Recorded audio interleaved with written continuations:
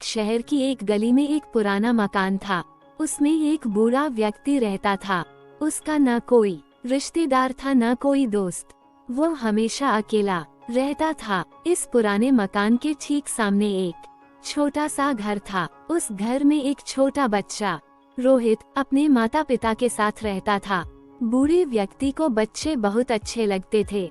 वो जब भी बच्चे को देखता था प्यार से हाथ हिलाता था। छोटा बच्चा भी अपनी खिड़की में खड़े होकर जवाब में उसकी ओर देखकर हाथ हिलाता था। धीरे धीरे दोनों की दोस्ती हो गई। रोहित बूढ़े व्यक्ति को दादाजी कहकर बुलाने लगा। दादाजी अक्सर रोहित के लिए बिस्कुट लाते थे। कभी कभी वे उसके पसंद की चॉकलेट लाकर भी उसे देते थे। एक दिन रोहित ने भी उन्हें अपना एक खिलौना दिया, अपना टीन का सिपाही यानी टिन।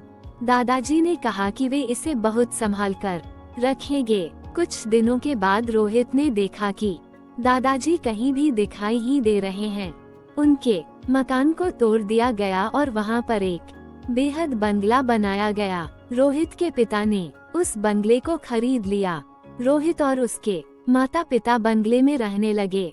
धीरे धीरे रोहित बड़ा होने लगा और बचपन के उन दादाजी को भूलने लगा। जब वो बड़ा हुआ और उसकी शादी हो गई तब उसकी पत्नी भी वहीं रहने आई। एक दिन वो अपनी पत्नी के साथ बंगले के बगीचे में हाथ से एक गड्ढा खोद रहा था। वहाँ वह एक बीज बोना चाहता था। तभी उसकी उंगली में कुछ चुभा।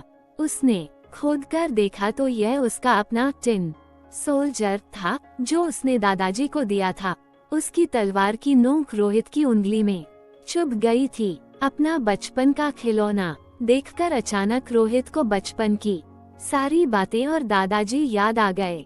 उसे याद आया कि दादाजी ने कहा था ये खिलौना मैं बहुत संभाल कर रखूंगा। रोहित ने अपनी पत्नी को बचपन की वह सारी बातें सुनाई। सुनाते सुनाते उसकी आंखें भर आई। वह टिन सोल्जर रोहित ने अपने घर में सजा दिया। उसका ये पुराना खिलौना हमेशा उसे बचपन की मीठी यादों में ले जाता था। साथ ही उसे दादाजी भी याद आ जाते